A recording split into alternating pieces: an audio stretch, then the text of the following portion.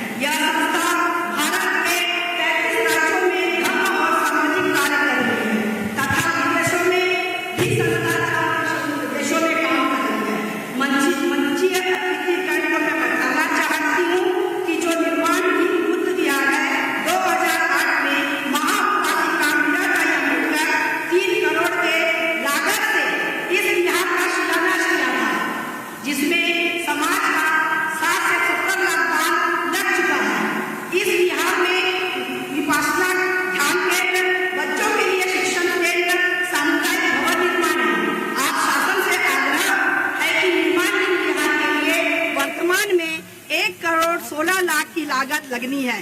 शासन से विनम्र निवेदन है कि डॉक्टर बाबा साहेब अम्बेडकर के इस सपने को साकार करने में सहयोग करेंगे। मंच में उपस्थित मुख्य अतिथि आदरणीय भूपेश बघेल जी, छत्तीसगढ़ शासन प्रमुख अतिथि ताम्रध्वज साहू जी, गृह लोक निर्माण जेल मंत्री, माननीय हमारे भिलाई के लाडले और जुझारू विधायक हमारे छोटे भाई आदरणीय देवेंद्र यादव जी, और हमारे जुझारू और कर्मठ महापौर नीरज पाल जी, सभी मंचीय अतिथियों से पुनः निवेदन करना चाहती हूँ और सबका साधुवाद करती हूँ, और जिन्होंने मुझे प्रत्यक्ष और अप्रत्यक्ष रूप से सहयोग किया उनका भी मैं साधुवाद करती हूँ, अभिनंदन करती हूँ। और मेरी समिति दी बुद्ध सोसाइटी ऑफ इंडिया के सारे पदाधिकारियों ने इस कार्यक्रम को सफल बनाने के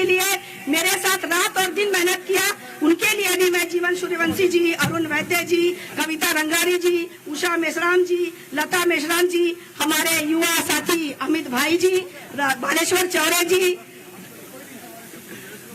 सभी ने जो सहयोग किया, मैं उनको तहे दिल से उनका स्वागत करती हूँ, अभिनंदन करती हूँ। जय भीम, नमो बुद्धाय।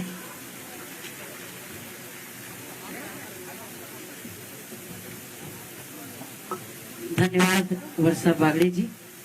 किसी ने पूछा वर्षा जी से कि आप क्या करती हैं, बहुत ही सुंदर सा जवाब देती हैं कि सुंदर सुर सजाने को साज बनाती हूँ, नौसीखे परिंदे को बाज बनाती हूँ,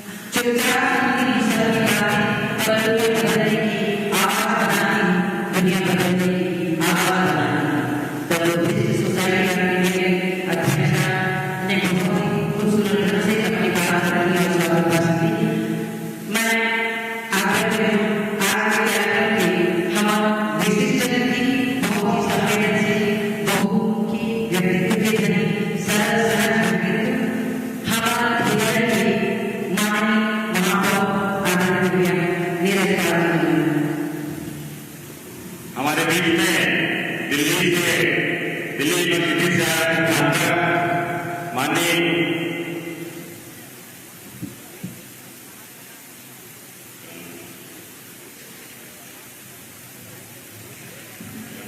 लक्ष्मण मैं आशीर्वाद से चाहता हूँ कि उनका स्वागत करें।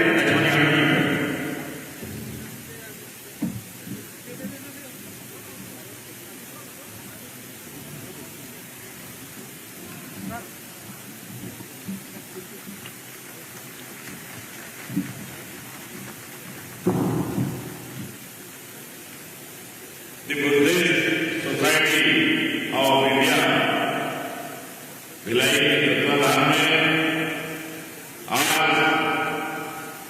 इस प्रांगण में हमारे बीच हमारे प्रदेश के यह यशस्वी मुख्यमंत्री हम सब के मार्गदर्शक माननीय भूपेश बघेल जी, हमारे प्रदेश के गृह निर्माण मंत्री सम्मानित रामदास साहू जी, विशेष अतिथि के रूप में हमारे बीच उपस्थित हमारे प्रदेश के विधायक देवेंद्र यादव जी और वन सत्र के सभी समाज के यहाँ प्रांगण में उपस्थित सम्मानित परिवार सदस्यगण, आज के इस कार्यक्रम में मैं आप सबका स्वागत करता हूँ और आज के दिन की बहुत बड़ी शुभकामनाएं देता हूँ। बाबा साहेब अम्बेडकर जी की जयंती पर विशेष रूप से मैं आप सबका शुभकामनाएं देता हूँ। स्वतंत्रता संग्राम में बाबा साहब का अमूल्य योगदान रहा है। इस संविधान जिस संविधान से देश आज तय करता है, उसकी संविधान उस रचयिता को आज के दिन हम प्रणाम करते हैं। आज के दिन हम सब लोगों के लिए एक वर्ण निर्णय करते हैं कि हम बाबा साहब की कर सके और उनकी जो उन्होंने कही है उन सबका सम्मान करके इस देश का, अपने समाज का और संविधान के प्रति आस्था रखते हुए हम सब इस देश को आगे बढ़ाने में, प्रदेश को आगे बढ़ाने में अपना योगदान दें। आज इस तरह से आप लोगों से रूबरू होने का अवसर मिला। मैं आप सबको धन्यवाद करता हूँ। सभी सम्मानित जनों को प्रणाम करते हुए अपने आप को बचा देता हूँ। जय भारत, जय हिंद।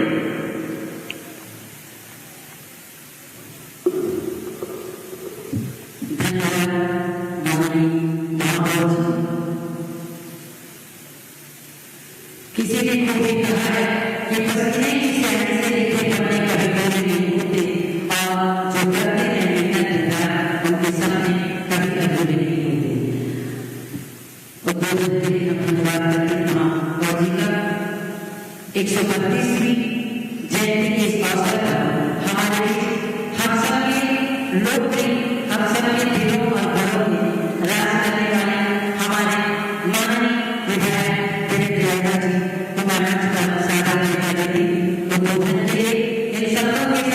देती माटी हूँ माटी का कुआं, कभी भी साथी तुलसी का रुआ, सीधा सरल संघर्ष की आग से निकला भिलाई का लोहा, भिलाई का लोहा।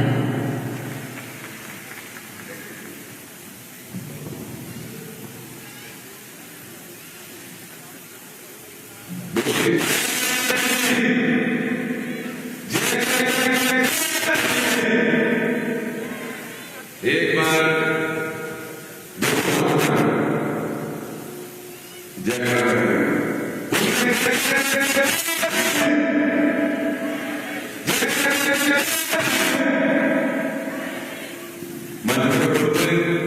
हम सब छत्तीसगढ़ के यशस्वी मुख्यमंत्री हमारे अध्यक्ष आदरणीय भूपेश बघेल जी, यहाँ पर हमारे बीच में हमारे बहुत ही मिलनसार सम्मानित गृह मंत्री आदरणीय आनंद साहब जी, उपस्थित शहर के बहुत ही सम्मानित प्रधान नागरिक आदरणीय नीरज पाल जी, डॉक्टर बाबा साहब अम्बेडकर सार्वजनिक जयंती समारोह में the Buddhist society of India की सम्मानित अध्यक्ष आदरणीय वर्षा दीदी, सभी सम्मानित समिति के सदस्यगण, यहाँ पर उपस्थित आदरणीय राजेंद्र साहू जी, आदरणीय चौरेश्वर अंकल जी, खोपरागरे जी, हमारे बहुत ही सम्मानित वक्ता यादव जी, उपस्थित हमारे सम्मानित जिला कांग्रेस के बहुत ही सम्मानित ऊर्जावान अध्यक्ष मुकेश चंद्राकर जी,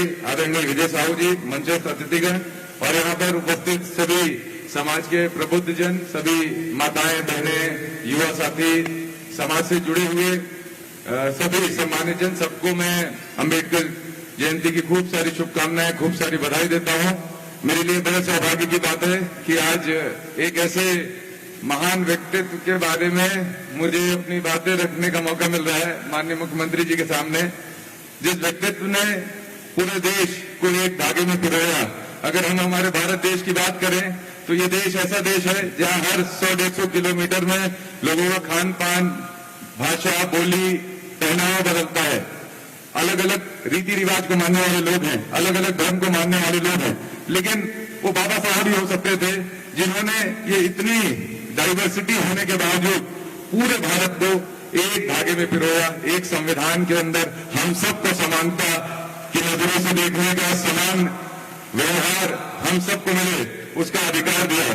बाबा साहब एक ऐसे समाज की कल्पना करते थे जिसमें सामान्य अवसर हर व्यक्ति के लिए हो, समानता के साथ सबको देखा जाए और लोगों के जो मौलिक अधिकार हैं वो व्यक्ति को हो, ऐसा नहीं किसी प्रथा को हो। हम अगर याद करें पिछले समय में हमारे देश में जब जब शक्ति जिसके पास आई उसने अपने हिसाब से व्यवस्था बना ली और इन व्यवस्थाओं का शिकार हम सब कई सारे लोग हुए, कई वर्ग के लोग हुए। मैं ये नहीं कहूंगा कि हर शासक या हर प्रशासक इस दृष्टिकोण का था, लेकिन जो अपनी व्यवस्था को सुधारने के लिए उन्होंने उपयोग किया तो इंसानों का उपयोग किया, इंसान को इंसान नहीं समझा। इस तरह की व्यवस्था से निकलकर समानता लाए तो बाबा साहब लाए। अगर बाबा साहब की जगह हम आप होते तो मुझे ऐसा लगता है कि अगर हमको मौका मिलता कि संविधान में कुछ हमको लिखना है तो हम उसमें थोड़ा तो कहीं अपना पुराना गुस्सा या कोई बात निकाल देते कि उसने मेरे को इस व्यवहार से देखा था। लेकिन वो बाबा साहब हो सकते हैं जो जिनका व्यक्तित्व इतना बड़ा था, जिनके विचार उनके जीवन और उनके अनुभव से बड़े थे कि वो लोगों की भावना जानते थे, मानव जीवन को समझते थे, मानवता को समझते थे। उसके आधार पर उन्होंने संविधान बनाया और हम बहुत सौभाग्यशाली है कि ऐसे संविधान के हिस्से हम बन पाए। आज जनप्रतिनिधि भी बन पा रहे हैं तो बाबा साहब के कारण बन पा रहे हैं, आज ये समितियां भी बन रही है तो बाबा साहब के कारण बन रही है। तो हम सब यही कहेंगे बाबा साहब का जो संविधान है उस संविधान की शिक्षा हमारे युवा वर्ग के साथियों को हो। जब मैं महापौर बन के भिलाई में काम करने आया था, माननीय मुख्यमंत्री जी ने मैं छोटा सा कार्यकर्ता था उस समय, मुझे आशीर्वाद देकर मौका दिया तो मैं भिलाई में काफी नया था, चीजों की जानकारी भी नहीं थी, अनुभव भी नहीं था, हमारी कार्यप्रणाली या संविधान की भी जानकारी नहीं थी। लेकिन धीरे धीरे समझ में आया कि जीवन क्या है और किस दिशा में बढ़ना है। तो मैं आप सभी से इस बात का वादा करता हूं कि हम लोग बाबा साहब की बताई हुई बातों को अंतिम व्यक्ति तक और और जो हमारे युवा साथी हैं, हमारे जो यंग बच्चे हैं, जिनको अलग अलग तरीके से चीजों को परोस दिया जाता है और वो गहराई को, हर गहराई को नहीं समझ पाते, उनको हम समझाने का काम करेंगे। इसका प्रण हम आप लोगों के सामने लेते हैं। एक बात और कहूंगा, माननीय मुख्यमंत्री जी से निवेदन करूंगा और मैं उसको कागज में भी आने वाले समय में दूंगा। आज हम सत्तावन गए थे, डॉक्टर बाबा साहब अम्बेडकर के नाम से एक बड़ा गार्डन है, हम सब लोग वहां तक जाते हैं, पूरे समाज के लोग इकट्ठे हुए थे। वहां बढ़िया पेडेस्टल भी बना हुआ है और बड़ा सुंदर सा गार्डन है। उसमें थोड़ी लाइटिंग की जरूरत है, वो तो महापौर जी से रिक्वेस्ट करके हम करा लेंगे।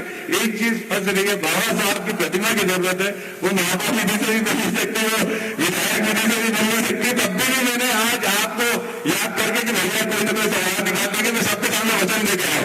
आप लोग देखे नहीं, कौन बन रहा है, आप लोग देखा कि वचन दिया कि हाँ हम लोग आने वाले समय में वहाँ बाबा साहब का जो पेडेस्टल है उसमें उनकी प्रतिमा लगाएंगे। और हमारे कमिश्नर साहब भी थे, उन्होंने बोला एनएससी दिलाएंगे बीएसपी से, तो हम लोग मिल बांट के कर लेंगे।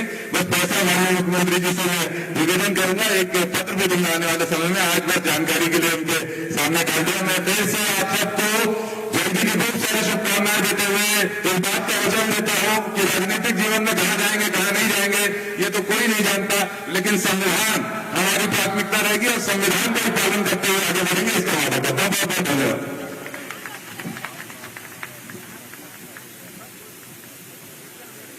बहुत सार्थक प्रबंधन के लिए धन्यवाद माननीय विधायक जी। अगर सीखना है तो कलम से सीखो, जल्दी चलती है सिर झुकाकर चलती है, पर काम अपना बड़ा जिम्मेदारी और ईमानदारी से करती है। ऐसे ही है हमारे माननीय विधायक भिलाई विधानसभा के कार्यक्रम का मैं आगे बढ़ाती हूँ। दाई दीदी बेटी बहू, दाई दीदी बेटी बहू, सुमन के छत्तीसगढ़ नया ऊपर, छत्तीसगढ़ नया ऊपर, छत्तीसगढ़ नया ऊपर, छत्तीसगढ़ नया ऊपर। डॉक्टर बाबा साहेब अम्बेडकर के संचार और छत्तीसगढ़ सरकार तो निश्चित रूप से हम सब मिलकर छत्तीसगढ़ विश्व में मानचित्र और आगे बाबा साहेब ने कि मैं ऐसे धर्म मानता हूं जो स्वतंत्रता सिखाता है और वहाँ समाज सुधार का सिद्धांत शिल्पी को नमन करते हैं, अभिनंदन करते हैं। नया कार्यक्रम आगे बढ़ा। मेरी भाषा छत्तीसगढ़, मेरी भाषा छत्तीसगढ़, पूछे कोई मुझसे क्या लोग हर बात छत्तीसगढ़, छत्तीसगढ़, छत्तीसगढ़। तभी तो हम मना लेते हमारे छत्तीसगढ़ सरकार काम देकर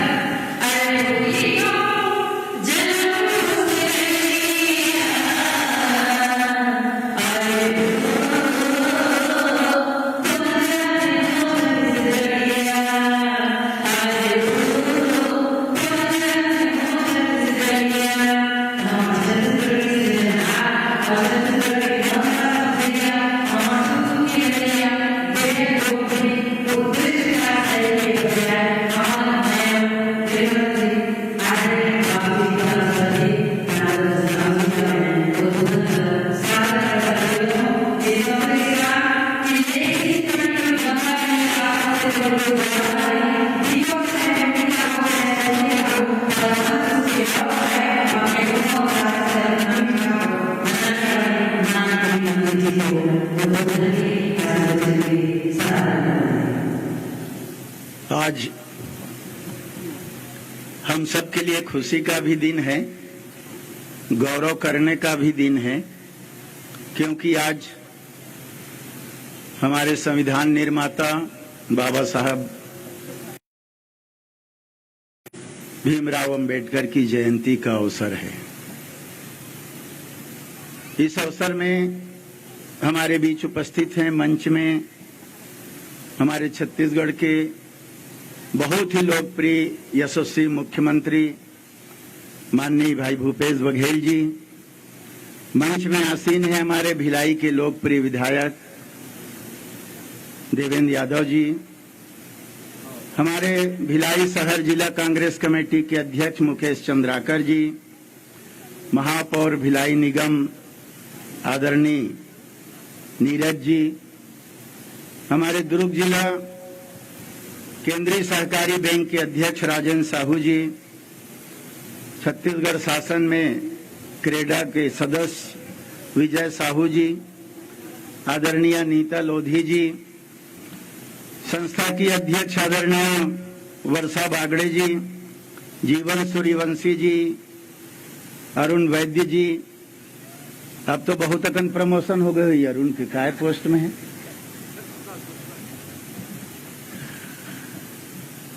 दीपक वासनिक जी, नरेंद्र सेंडे जी, नरेंद्र खोबरागड़े जी, हमारे कमिश्नर साहब कांवरे जी, के एन कांडे जी, बालेश्वर चौरे जी, सीएल महेश्वरी जी, सुरेंद्र प्रसाद जी, एसपी मेश्राम जी, मंच में बैठे सभी सम्मानित अतिथिगण और संस्था के सभी सम्मानित पदाधिकारीगण, उपस्थित भाइयों और बहनों, आप सबको बहुत बहुत बधाई और शुभकामनाएं। काफी समय हो चुका है, बहुत संक्षिप्त में अपनी बात रखूंगा। भाषण देने की बात आती है, कोई पर्व में आने की बात होती है किसी कार्यक्रम में, तो बड़ी सहजता से हम लोग कहते हैं कि बाबा साहब ने संविधान बनाया इस देश का जिस पर पूरा देश चलता है। लेकिन कभी कभी मैं सोचता हूं उस समय देश की आजादी और संविधान बनाने की जब बात आई होगी, तब जितने मेंबर्स बनाए गए होंगे, बाबा साहब को जिम्मेदारी दी गई, क्या सोचकर बाबा साहब के ऊपर विश्वास किया गया और उनको जिम्मेदारी दी गई, और बड़ी सहजता से दिन रात एक मेहनत करके उन्होंने ऐसा संविधान बनाया जिससे भारतवर्ष अलग अलग राज्यों में, अलग अलग खंडों में, अलग अलग राज्य रजवाड़े में बटा ये देश, उसको एक संविधान ऐसा दिया जिस पर हमारा पूरा देश का सर्वहारा वर्ग चल करके देश की तरक्की के लिए, सर्वहारा वर्ग के विकास के लिए आज आप सब, हम सब काम कर रहे हैं। विलक्षण व्यक्तित्व के धनी बाबा साहब को आज इस अवसर पर मैं सत सत नमन करता हूं। संविधान एक अलग बात, लेकिन उनकी रुचि, उनका संदेश, उनका उद्देश्य अलग। संविधान तो बनाया जिस पर हम सब चल रहे हैं, तरक्की अपने अपने राज्यों का, देश का, प्रदेश का हो रहा है, विदेशों से हमारा रिश्ता कैसा, किस तरह होना, तमाम बातें उसके तहत, और भारतवर्ष के अंदर किस प्रकार हम एक दूसरे के साथ हमारा रिश्ता, ये तो अलग बात। पर दूसरे तरफ उन्होंने शिक्षा में ज्यादा ध्यान देने की बात, महिला शिक्षा में, बालिका शिक्षा में ध्यान देने की बात, समानता की बात, छुआछूत को दूर करने की बात, असमानता दूर करने की बात, कितनी सारी बातें, न्याय की बातें, कितनी सारी बातें उनने उस अवसर पर की। जरूरत है आज उसको फिर से दोहराने का, फिर से उनको अनुभव करने का, हृदयंगम करने का, अनुभव करके आत्मसात करने का, उस पर चलने का फिर से आवश्यकता है, ऐसा मेरा मानना है।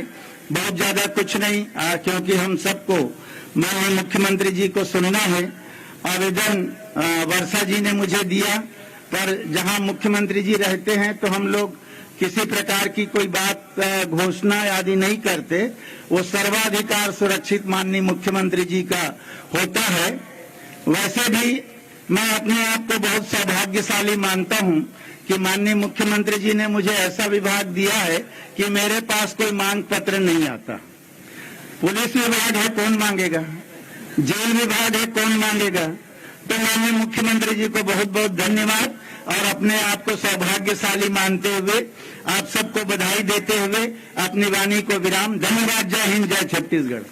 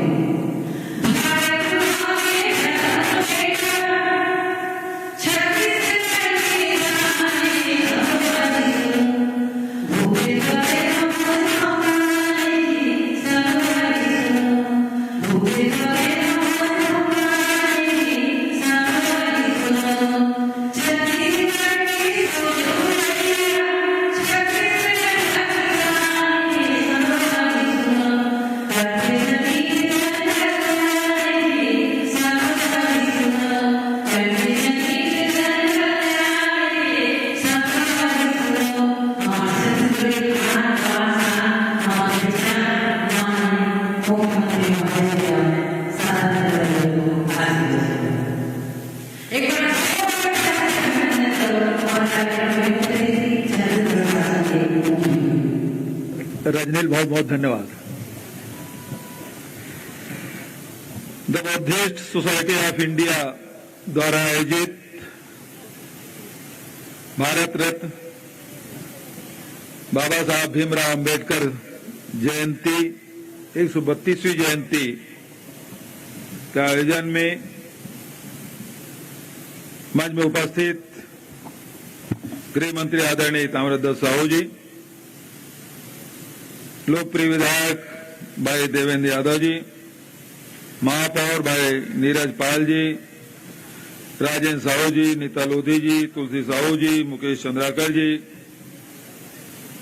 कमिश्नर एमडी कावरे जी, वर्षा बागड़े जी, केएन खांडे जी, जेपी मेश्राम जी, एसआर कांडे जी, प्रज्ञा बौद्ध जी, सीएल महेश्वरी जी, बालेश्वर चौरे जी, नरेंद्र खोबरागढ़े जी, सुरेंद्र बौद्ध जी, के चौहान जी, जीवन सूर्यवंशी जी, मंचस्थ सभी अतिथिगण, उपस्थित देयों, सज्जनों, युवा साथियों, प्यारे बच्चों और पत्रकार साथियों,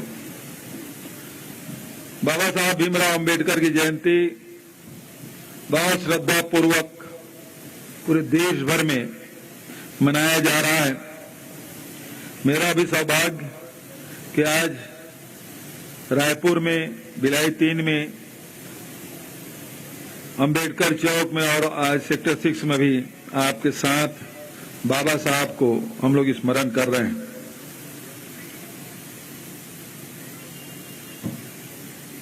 किसी व्यक्ति को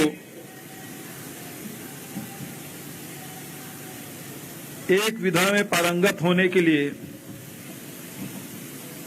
पूरा जीवन कम पड़ता है। कोई शिक्षा के क्षेत्र में, कृषि के क्षेत्र में, व्यवसाय के क्षेत्र में, संगीत के क्षेत्र में, कला के क्षेत्र में जीवन भर संघर्ष करता है, तब जाके उसकी पहचान बनती है।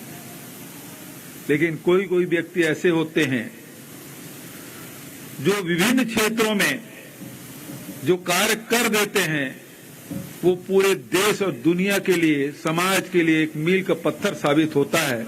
और ऐसे महामानव बाबा साहब भीमराव अंबेडकर, जो कोई दशकों में नहीं शतकों में ऐसे महामानव का जन्म होता है, मैं ऐसे महामानव को प्रणाम करता हूं। आदरणीय साथियों, कितनी बातें कहें बाबा साहब के बारे में, उसके योगदान के बारे में, उनके संघर्षों के बारे में, समय कम पड़ जाएगा। बाल्यकाल से लेके जीवन के अंतिम क्षण तक जितने भी कार्य किए हैं उन्होंने अपने लिए नहीं बल्कि दलित, शोषित, पीड़ित समाज के लिए, मानवता के लिए, महिलाओं के लिए, युवाओं के लिए और फिर देश के लिए। जो संविधान हमने दिया, बाबा साहब ने हमको दिया, वो सबसे बड़ा उनका योगदान। भारतीय रिजर्व बैंक की स्थापना बाबा साहब भीमराव अंबेडकर ने किया। समाज में जो बदलाव आज दिखाई देता है वो बाबा साहब की देन है। जब देश आजाद हुआ, संविधान का निर्माण करने की जिम्मेदारी बाबा साहब अंबेडकर को दी गई और उसमें सबको अधिकार संपन्न बनाया। आज हमारे महिलाएं, हमारे माताएं, बहनें बैठी है। आजादी के पहले आपको संपत्ति रखने का अधिकार नहीं था। आज वो अधिकार मिला है तो बाबा साहब अंबेडकर के कारण से मिला है। यदि राजा या रंग हो, सबकी वोट की कीमत एक है तो वो बाबा साहब अंबेडकर की देन है। ऐसा नहीं कि राजा है तो उसके वोट की कीमत ज्यादा है और कोई गरीब है उसकी वोट की कीमत कम है। ऐसा नहीं, समानता की बात। और आज यदि आरक्षण नहीं मिलता तो हमारे अनुसूचित जाति के, जनजाति के लोग न विधानसभा पहुंच पाते, न लोकसभा पहुंच पाते। नौकरियों में जो आरक्षण है वो बाबा साहब की देन है। हमारे जीवन में बदलाव यदि दिखाई पड़ता है तो उसमें सबसे बड़ा किसी का योगदान है तो बाबा साहब का है। आदरणीय साथियों, आज जो संविधान उन्होंने दी है आज वही खतरे में है। आज संविधान को तोड़ा जा रहा है, मरोड़ा जा रहा है।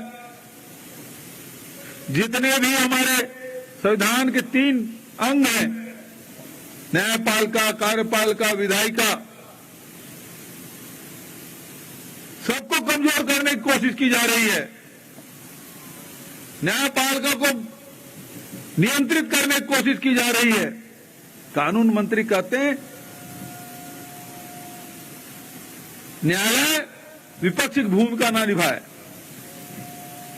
ये कितने बड़ी टिप्पणी है किसी कानून मंत्री के द्वारा, लेकिन ये देश में हुआ है और अभी हुआ, तत्काल हुआ है, ज्यादा पुरानी बात नहीं है।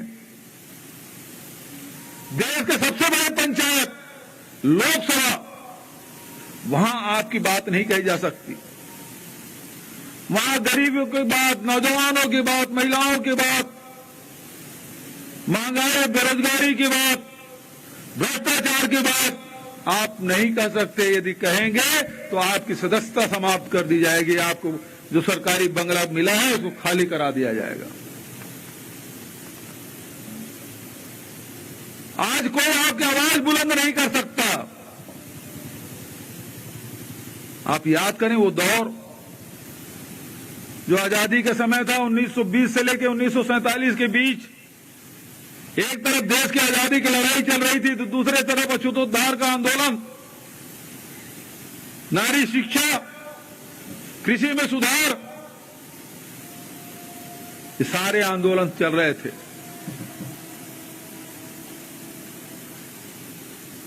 कांग्रेस पार्टी और कांग्रेस के नेता महात्मा गांधी का एक रास्ता, बाबा साहब का अपना रास्ता।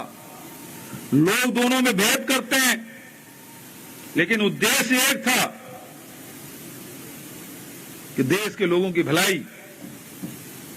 लोग कहते थे दोनों का रास्ता अलग अलग है, दोनों में विरोध है। यदि ऐसा होता तो महात्मा गांधी संविधान सभा के अध्यक्ष बाबा साहब भीमराव अंबेडकर को बनाने का वकालत न करते। भारत के पहले कानून मंत्री बने तो बाबा साहब भीमराव अंबेडकर बने। असहमति के प्रति सम्मान का भाव उस समय था। यही लोकतंत्र है। आपके विचार अलग हो सकते हैं, मेरे विचार अलग हो सकते हैं, इनके विचार अलग हो सकते हैं। हम सब बैठे हैं, एक घर में रहने वाले 4 भाई हैं, 4 परिवार है, तो सबके विचार अलग अलग हो सकते हैं। लेकिन क्या हम उन विचारों को सुनना बंद कर देते हैं? उसके प्रति क्या यदि मेरे विचार नहीं मिलते तो उनसे नफरत करते हैं या उस आवाज को दबाने की कोशिश करते हैं? आदरणीय साथियों, आज सवाल पूछना अपराध है। आप सवाल करेंगे तो आपको दबा दिया जाएगा, और ये लोकतंत्र के लिए बहुत खतरनाक है। असहमति के सम्मान जब आजादी की लड़ाई में दिया गया तो आज लोकतंत्र बने, देश को आजाद हुए 75 साल हो गए। 1950 में हमारा गणतंत्र घोषित हुआ, 73 साल गणतंत्र हो गए। हमारे असहमति के प्रति सम्मान और आदर भाव तो और प्रगाढ़ होना था, लेकिन आज वर्तमान परिस्थिति में ये है कि आप यदि असहमत हैं तो जैसे तानाशाह कुचलते हैं उसी प्रकार से कुचला जाता है। और तानाशाह की दो बातें। एक, पहली बात, कोई ऐसा व्यक्तित्व नहीं है जो मुझसे डरना बंद कर दिया है, क्योंकि भय ही उसकी सबसे बड़ी ताकत है। उसे भयाक्रांत होना चाहिए। और दूसरी बात, जो व्यक्ति असहमत है उसे समाप्त कर दो, कुचल दो, दबा दो। लोकतंत्र में यह हो नहीं सकता। लोकतंत्र में तो आपकी भी आवाज सुनी जाएगी, इनकी भी आवाज सुनी जाएगी, जो सबसे अंतिम छोर में व्यक्ति खड़ा है उसकी भी आवाज सुनी जाएगी। यही लोकतंत्र है और यही लोकतंत्र की खूबसूरती है। और ये लोकतंत्र है तो संविधान के कारण से। और यदि संविधान खतरे में है तो जो अधिकार आपको मिला है, चाहे शिक्षा के क्षेत्र में हो, चिकित्सा के क्षेत्र में हो, आपको बोलने की आजादी, आपको विचार रखने की स्वतंत्रता, ये सारे अधिकार मिला है तो संविधान से। और आज जितने भी संस्थाएं उसे कमजोर करने की कोशिश की जा रही है, तो ये समझ लीजिए आपकी आजादी खतरे में है, आपकी स्वतंत्रता खतरे में है। संविधान यदि खतरे में है तो हम सब के भविष्य अंधकारमय है। और आज जरूरत है, बाबा साहब अंबेडकर ने जो संविधान हमें दिया है, जो संविधान हमें अधिकार संपन्न बनाती है, वही एक संविधान आज खतरे में है। तो मैं आप सब से कहना चाहूंगा, जो संविधान के मानने वाले हैं उन सब की जिम्मेदारी है उस संविधान को जिसने बाबा साहब अंबेडकर ने बनाया है उसकी रक्षा करना हम सब की जिम्मेदारी है। आदरणीय साथियों, बहुत महत्वपूर्ण समय है। बाबा साहब को हम सब याद कर रहे हैं। केवल माल्यार्पण मत कर दीजिएगा, केवल मोमबत्ती मत जलाइएगा, अगरबत्ती मत जलाइएगा, केवल नमन भर मत करिएगा। बाबा साहब ने तो बहुत किया, हम 2 कदम तो उनके साथ चल रहे, उस रास्ते में चल सकें, यह कोशिश हम सबकी होनी चाहिए। उन्होंने जो संघर्ष किया, हम में से किसी की हिम्मत नहीं जो उस रास्ते पे उतना संघर्ष हम कर सकें, लेकिन बाबा साहब के बताए हुए मार्ग में चल तो सकते हैं। आदरणीय साथियों, आज वक्त है संविधान की रक्षा करने की। संविधान की रक्षा करके हम किसी के प्रति उपकार नहीं करेंगे, बल्कि हम अपना और अपने परिवार के, अपने भविष्य आने वाली पीढ़ी के हितों की रक्षा करेंगे। ये महत्वपूर्ण बात है। आदरणीय साथियों, बहुत ज्यादा और बात न करते हुए, बाबा साहब ने जो बात कही, उन्होंने जो सूत्र दिया, जो मंत्र दिया, आज हम सब उस रास्ते पे जिन्होंने चलने की कोशिश की, जो चल पाए, आज कहीं और है। उन्होंने कहा शिक्षित बनो, संगठित हो और संघर्ष करो। शिक्षा, संगठन और संघर्ष, ये नारा उन्होंने दिया था। समाज आज बहुत आगे बढ़ा है। दूसरा, बाबा साहब ने बौद्ध धर्म अपनाया, न केवल अपनाया बल्कि जो उनके सूत्र हैं उसको भी अंगीकार किया। प्रज्ञा, करुणा और मैत्री। आज समाज में प्रज्ञावान तो हैं, आप शिक्षित बन गए, आप संगठित भी हो गए, लेकिन आपके हृदय में करुणा नहीं है, आपके हृदय में मैत्री की भाव नहीं है। तभी तो ये संघर्ष हो रहा है। जो अंग्रेजों ने फूट डालो राज करो की नीति चलाई, मुट्ठी भर अंग्रेज पूरे देश को 200 साल तक गुलाम रखा। जिस देश में 18वीं शताब्दी में पूरे दुनिया का 25% जीडीपी हिंदुस्तान का था, वो देश 200 साल बाद 30 करोड़ की आबादी थी, उसको भोजन कराने की ताकत नहीं थी, क्योंकि फूट डालो राज करो की नीति चली। और जब देश निर्माण हुआ, संविधान मिला, पंचवर्षीय योजनाएं आई, भिलाई स्टील प्लांट जैसे कितने ही आधुनिक मंदिर बने, उसके माध्यम से किसानों ने संघर्ष किया, मजदूरों ने पसीना बहाया, इंजीनियरों ने बड़े बड़े बिल्डिंग बनाए। आज न इंजीनियरिंग कॉलेज की कमी है, न मेडिकल कॉलेज की कमी है, न उद्योगों की कमी है, न शिक्षा की कमी है। और आज देश में जितना अनाज है, 3 साल तक के हिंदुस्तान की जनता को भोजन करा सकती है, इतना किसानों ने मेहनत की, मजदूरों ने मेहनत की। और आज सवाल पूछा जाता 70 साल में क्या किया, किसी ने जवाब नहीं दिया। हमारे पूर्वजों ने, हमारे पुरखों ने, हमारे माता पिताओं ने, हमारे बहनों ने, हमारे साथियों ने जो मेहनत की, उसका अपमान नहीं है? क्या ये भिलाई स्टील प्लांट बना 70 साल में बना कि नहीं बना? क्या आप हम सब के पूर्वज इसके निर्माण में योगदान नहीं दिए? इसको यदि भुलाया जा रहा है, इसको नकारा जा रहा है, तो समझ लीजिए हम अपने पुरखों का अपमान कर रहे हैं। आज जो सड़कें बनी हैं, आज जो पुल पुलिया बने हैं, आज जो बिजली पहुंची है, आज जो शिक्षा के मंदिर बने हैं, भिलाई केवल स्टील प्लांट के नाम से नहीं जाना जाता, बल्कि शिक्षा के नाम से जाना जाता है। यहां के इंजीनियर, यहां के आईआईटी के IITian, यहां के डॉक्टर पूरे देश और दुनिया में सेवाएं दे रहे हैं। तो आपके योगदान को नकारा नहीं जा रहा है। आदरणीय साथियों, जो अपने पूर्वजों के, अपने पुरखों के योगदान को नकारेगा, उसका भविष्य अंधकारमय होगा, उज्जवल तो कभी नहीं हो सकता। प्रधानमंत्री जी ये बात कह रहे हैं।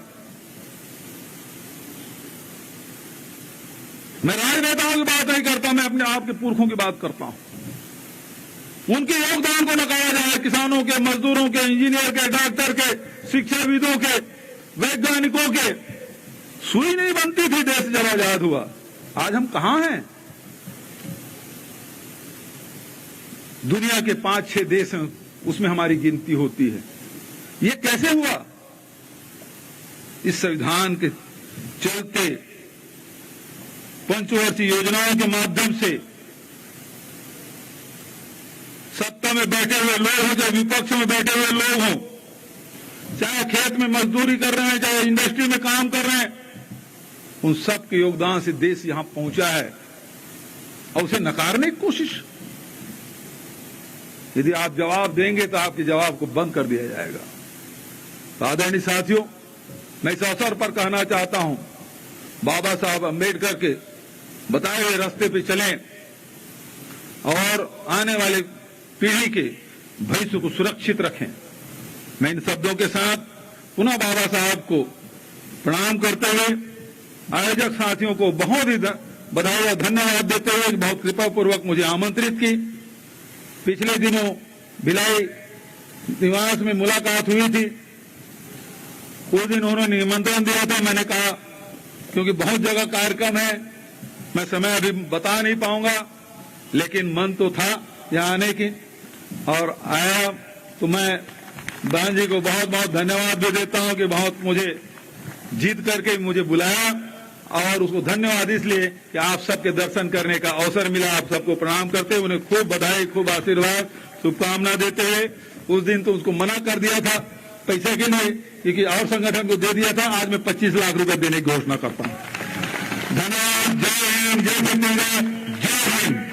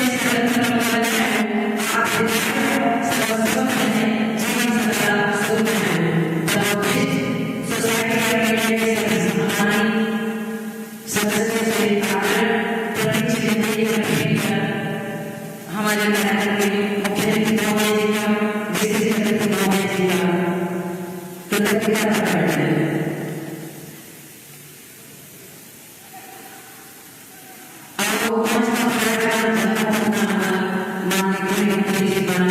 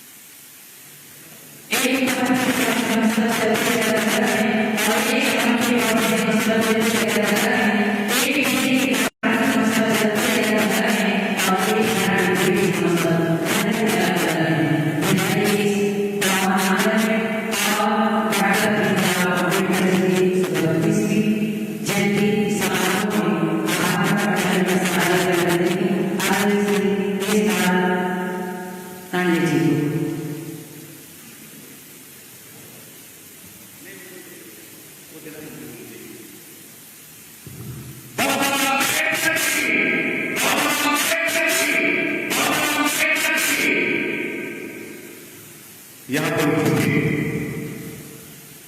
सभी सम्मानित बौद्ध उपासिकाएं, विभिन्न संस्थाओं से आए हुए और पदाधिकारीगण, आज हम यहाँ पर 132वीं जयंती समारोह मना रहे हैं। हमारे लोगों के मुख्यमंत्री माननीय भूपेश बघेल जी, गृहमंत्री रामदास साहू जी, हमारे विधायक माननीय